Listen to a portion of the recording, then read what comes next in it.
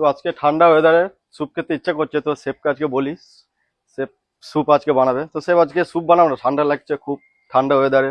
Soup খাবে? ঠিক আছে, চলো স্পেশাল স্যুপ আজকে কিছু বানাই। আর অনেকদিন ধরে আমি এই ভিডিওগুলো দিচ্ছিলাম, যে কোনো খাবারের আইটেমও দিচ্ছি না ভিডিও। তো চলো আজকে তোমাদেরকেও দেখাই আর একেও দেখাবো আজকে। তো তোমরা ভিডিওটা দেখতে থাকো। তো সবার ফার্স্টে আমি কিছু ভেজিটেবল নিয়ে নিয়েছি, তো আমি দেখাচ্ছি তোমাদেরকে। বকলি আছে, জুকিনি, এখানে চিকেন, কর্ন, এখানে Thai ginger, lemon grass, lemon leaves, গাজর, বেসিল লিভস আর চিলি। তো এইগুলো দিয়ে আমি বানাবো স্যুপটা। সবার ফার্স্টে ফ্রাই প্যানে আমি তেল দিলাম, দিয়ে গার্লিক কিমা দিলাম। গার্লিক কিমাটা দিয়ে হালকা নাড়াচাড়া করে নেবো।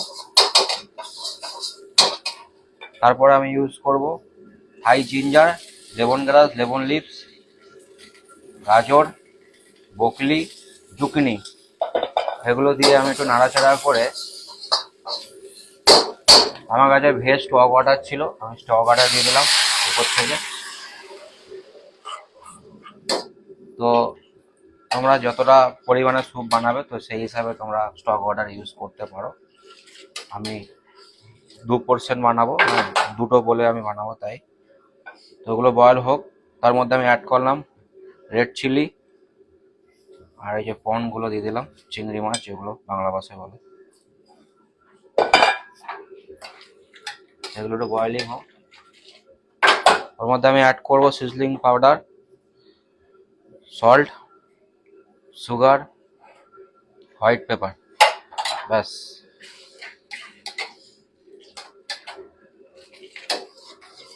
তো আমি 10-15 মিনিট একটু বয়েলিং হবে হালকা করে, তারপরে আমাদের এটা রেডি হয়ে যাবে স্যুপটা।